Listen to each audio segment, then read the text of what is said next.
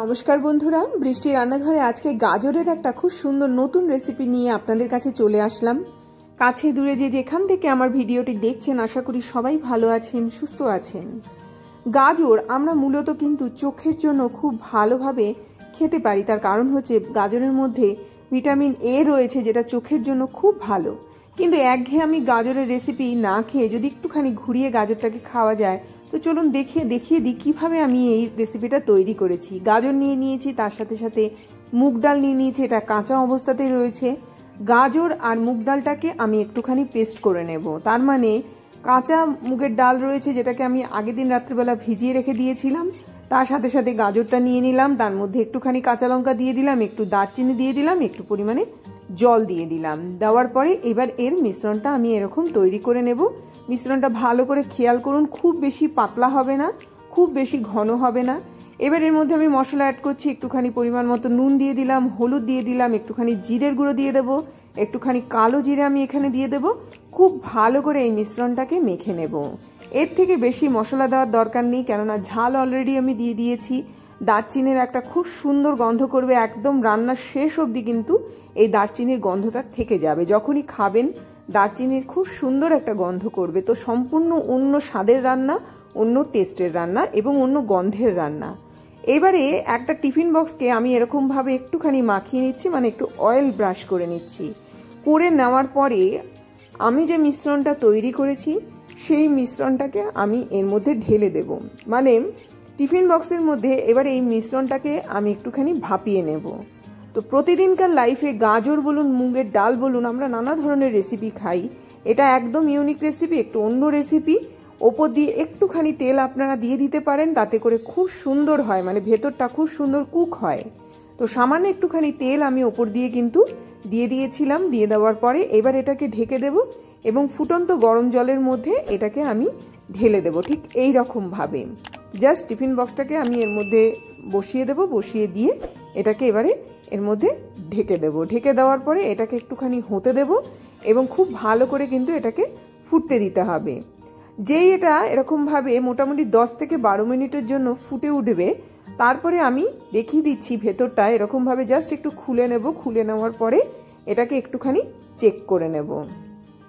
এবার এটাকে পুরোপুরি ঠান্ডা করব। ঠান্ডা করার জন্য আমি এরকমভাবে জাস্ট এটাকে একটা সাইডে সরিয়ে রেখে দিচ্ছি, যাতে করে এটা খুব সুন্দর সেট হয় এবং এটা খুব সুন্দরভাবে ইজি বেরিয়ে আসতে পারে। তো এরকমভাবে এটাকে সরিয়ে দিলাম। দিয়ে দেওয়ার পরে একটা মিক্সিং জার নিয়ে নিলাম। এবার এর একটা গ্রেভি তৈরি করব। তার জন্য সবার প্রথমে যেটা দিয়ে দেবো সেটা হচ্ছে বাদাম, নর্মাল চিনে বাদাম আমি এখানে ব্যবহার করছি, সামান্য একটু কাজু, সামান্য একটুখানি কিশমিশ, একটুখানি টমেটো আমি এর মধ্যে অ্যাড করলাম।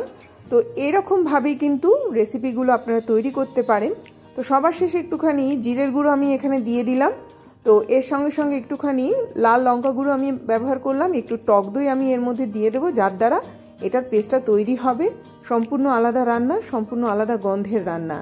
এবার এটার একটা আমি এরকম পেস্ট তৈরি করে নিলাম, একদম আমার রেডি হয়ে গেল। তো চলুন এবার আমি দেখাচ্ছি এটা ঠান্ডা হয়ে যাওয়ার পরে একদম এরকমভাবে একটা ছুরি নিয়ে নেব এবং এরকমভাবে খুব সুন্দর করে মাঝখান দিয়ে পিস পিস করে কেটে নেব। আপনাদের যদি মনে হয় সম্পূর্ণ উল্টে নিয়েও কিন্তু আপনারা পিস পিস করে কেটে নিতে পারেন। আমি এটাকে এরকমভাবে আগে পিস পিস করে কেটে নিয়ে তারপরে এই টুকরোগুলোকে আলাদা করে নিচ্ছি।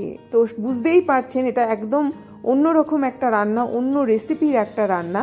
তো এই কিনারগুলোকে আমি একটুখানি ছাড়িয়ে দিচ্ছি, যাতে করে এটা খুব সুন্দরভাবে একদম বেরিয়ে আসে। এরই মাঝখানে বলে রাখি, যদি আমার চ্যানেলটিকে আপনাদের ভালো লেগে থাকে অবশ্যই চ্যানেলটিকে সাবস্ক্রাইব করবেন। আর এই ভিডিওগুলো যদি ভালো লেগে থাকে অবশ্যই লাইক করুন, শেয়ার করুন, নোটিফিকেশান পাওয়ার জন্য বেল আইকনকে প্রেস করুন।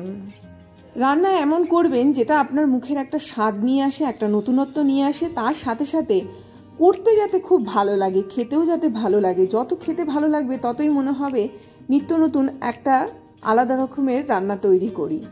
তো এরকমভাবে একটা ফ্রাইং প্যান আমি বসিয়ে দিলাম, তার মধ্যে একটুখানি তেল দিয়ে দিলাম।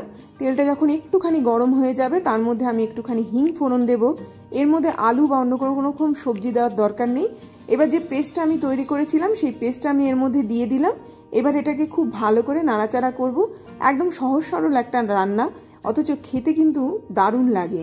তো প্রতিদিনকার লাইফে আপনারা কিন্তু এটা খেতেই পারেন। পেঁয়াজ রসুন ছাড়া করলে নিরামিষের দিনেও অবশ্যই খেতে পারেন। তো এরকমভাবে একটুখানি কষিয়ে নিচ্ছি, কষিয়ে কষিয়ে একটু জল দিয়ে দিয়ে এটাকে কষাবো। কষিয়ে কষিয়ে কিন্তু গ্রেভিটাকে একদম খুব ভালো করে ভাজা ভাজা তৈরি করব। এই যে গ্রেভিটা আমি তৈরি করলাম, এটার গন্ধটা সম্পূর্ণ অন্য হবে। তো এর মধ্যে আমি মশলা সব দিয়ে কিন্তু আবারও একবার পেস্ট করে নিয়েছি। একটু একটু করে জল দিয়ে দিয়ে এটাকে কষাচ্ছি, খুব বেশি তেল ব্যবহার করছি না।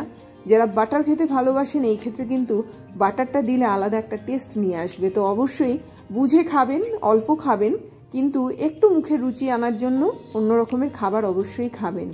এর মধ্যে একটু টমেটো সস দিয়ে দিলাম। সসটা দেওয়ার পরে আবারও খুব ভালো করে নাড়াচাড়া করছি এবং এটাকে খুব সুন্দরভাবে কিন্তু গ্রেভিটাকে তৈরি করছি। দেখুন কতটা সুন্দর হয়েছে গ্রেভিটা, খেতে হয়েছে চমৎকার। অবশ্যই বাড়িতে তৈরি করুন। যারা ডিমের নানা ধরনের কোপ্তা খেতে ভালোবাসেন তারা কিন্তু এই রেসিপিটা ট্রাই করতেই পারেন। পরিমাণ মতো জল আমি এর মধ্যে দিয়ে দিলাম, পরিমাণ মতো নুন আমি এর মধ্যে দিয়ে দিলাম।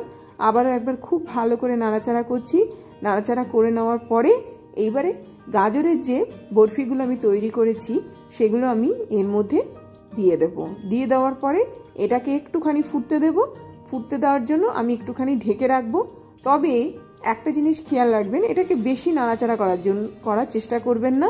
কিন্তু এটা যে ভেঙে যাবে এমন নয়, কিন্তু এটাকে নর্মালি এরকমভাবে জাস্ট নাড়াচাড়া করে এটাকে আমি ঢেকে রাখবো এবং এটার ভেতর অবধি কুক করব।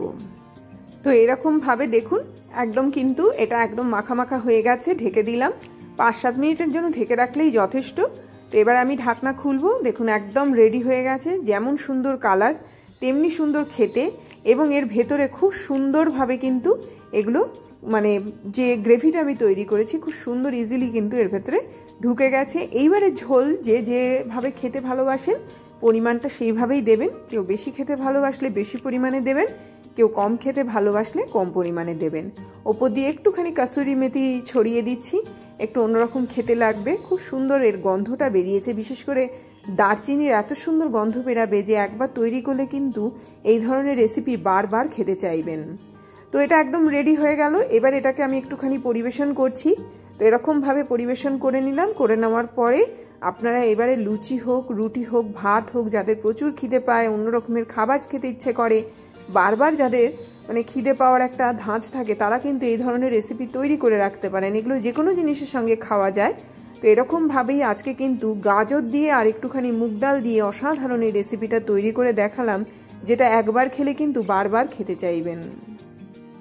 এরই মাঝখানে বিদায় নিচ্ছি, আবার আসবো একটা খুব সুন্দর ভিডিও নিয়ে। ততক্ষণ সবাই ভালো থাকবেন, সুস্থ থাকবেন, দেখতে থাকবেন বৃষ্টির রান্নাঘরে। তো একটুখানি ভেতরটা দেখিয়ে দিচ্ছি কীরকম পরিমাণে কুক হয়েছে। তো এরকমভাবে একটুখানি কেটে নিলাম। কেটে নেওয়ার পরে গ্রেভিটার সাথে খুব ভালো করে এটা মাখিয়ে নিলাম। দেখুন এরকমভাবে খাবেন, ঠিক এরকম দেখতে হয়েছে। এই বলে বিদায়। সবাই ভালো থাকুন, সুস্থ থাকুন।